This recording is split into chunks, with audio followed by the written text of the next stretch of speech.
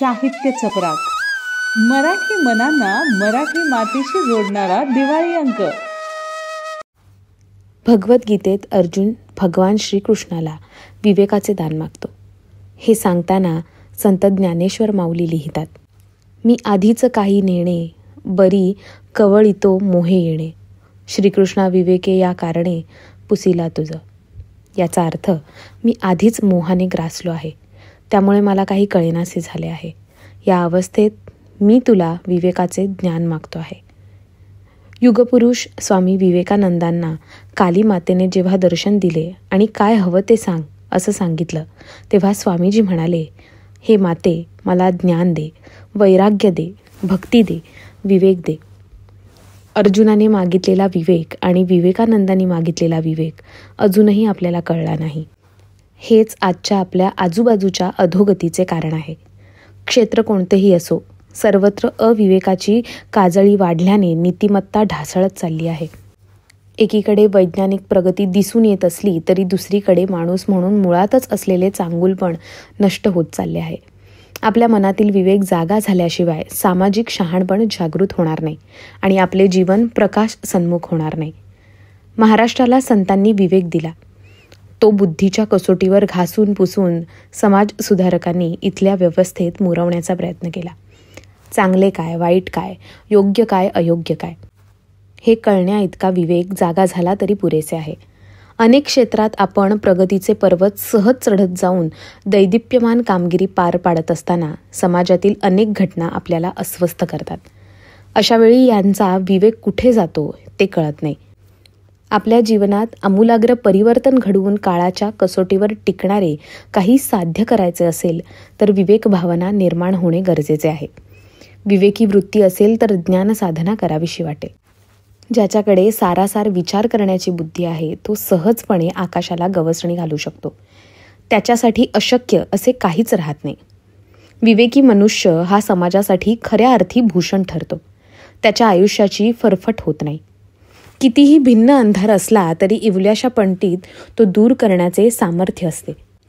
त्याच्याप्रमाणे कुटुंबासमोर, समाजासमोर, राज्य आणि राष्ट्रासमोर कितीही मोठी संकटे असली तरी ती भेदून सर्वत्र प्रकाश पेरण्याचे अफाट सामर्थ्य विवेकी माणसात असते.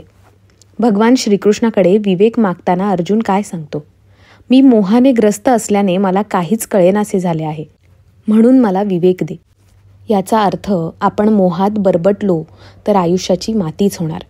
कोणत्याही मोहापासून दूर राहण्याचा विवेक अंगी बाणवता यायला हवा. कौटुंबिक अडचणींचा डोंगर समोर दिसत असतानाही विवेकानंद कालिका मातेकडे विवेकाचं दान का मागतात?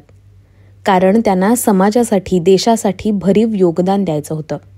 नियतीची योजनाच होती ती. विवेकशून्य माणूस आयुष्यात काहीच साध्य करू शकणार नाही हे त्यांचं अंतर्मन त्यांना सांगत होतं. म्हणूनच त्यांनी विवेक मागितला, त्याचा आनंद घेतला आणि ते नरेंद्राचे विवेकानंद झाले. महात्मा गांधी सांगायचे, सत्य हे सौंदर्य आहे, त्या सौंदर्यावर प्रेम करा. सत्याची कास धरायची तर विवेक आवश्यक आहे. ज्याच्याकडे विवेक नाही त्याचे जगणे सुंदर होणार नाही. विवेकी माणूस योग्य निर्णय घेऊ शकतो, इतरांना मोठ्या मनाने माफ करू शकतो. कितीही वाईट परिस्थिती आली तरी तो हतबल होत नाही. काही चांगले घडले तर तो उन्माद करत नाही.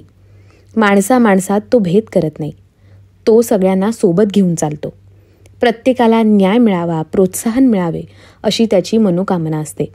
तो ज्ञानाची कास धरतो. वेदाचे दुसरे नाव ज्ञान असेही आहे. त्यामुळे विवेकी माणसाला जसे वेद कळतात तशाच इतरांच्या वेदनाही कळतात. त्याच्या मनात, हृदयात सामान्य माणसाविषयी ओलावा असतो. समाज जीवनाचा वृक्ष बहरतो तो विवेकी माणसामुळे.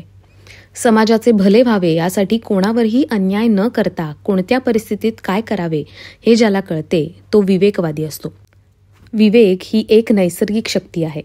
आपल्या अभ्यासातून, चिंतनातून, साधनेतून ती वृद्धिंगत करता येते. जीवन जगताना ते सुखाने जगावे यासाठीची साधने आणि ते साध्य करण्याचे साध्य याचा मार्ग विवेकातून जातो. विवेक बाजूला सारून काही साधने मिळवली आणि आपल्या आनंदाची व्याख्या आपणच ठरवली तरी तो आनंद शाश्वत नसेल. काही साधने हाताशी आली आणि संपत्तीचा ओघ वाढला म्हणून आपले जीवन आनंदी सुखी होईलच असे नाही. सगळं काही असताना आणि काहीही नसताना ज्याच्याकडे विवेक आहे तोच संसाराच्या भवसागरातून तरुण जाऊ शकतो.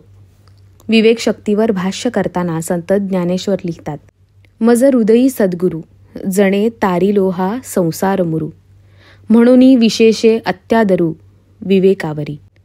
परमेश्वराचा अवतार घेण्यातील एक कार्य म्हणजे विवेक शक्तीची पुनर्स्थापना करणे असते असे सांगताना ते लिहितात, मी अविवेकाची काजळी फेडोनी विवेक दीप उजळी, ते योगिया पाहे दिवाळी निरंतर.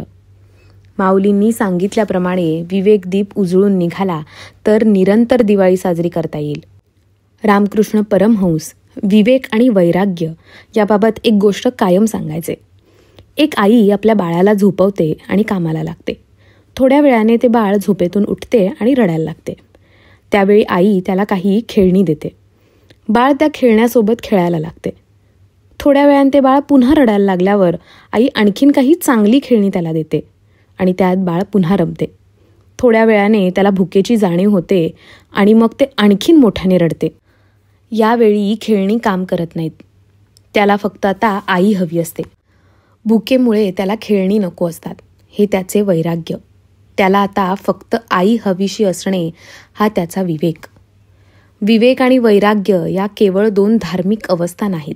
वैराग्यापर्यंत जाणारे संत वृत्तीला पोहोचतील, पण माणसाच्या जीवनात विवेक हा हवाच. विवेकशील माणूसच राष्ट्राच्या प्रगतीचा आधार आहे. आज अनेक क्षेत्रातील अवस्था पाहता मन भयकंपित होते. त्यामुळे कधी नव्हे इतकी विवेकी माणसांची फौज आपल्याला आवश्यक आहे. दिवाळी दिव्यांचा सण.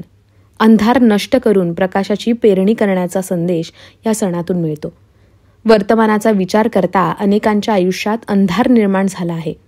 तो गिळून टाकायचा तर प्रकाशाचं व्रत घेतलं पाहिजे. मानवी जीवन प्रकाश सन्मुख व्हावं यासाठी प्राप्त परिस्थितीत काय करता येईल याचा विचार केला तर समाजात विवेक पेरण्याचे काम करावे लागेल. त्याच हेतूने आम्ही बालकुमारांसाठी लाडोबा आणि अबालवृद्धांसाठी साहित्य चपराक ही मासिके चालवित आहोत.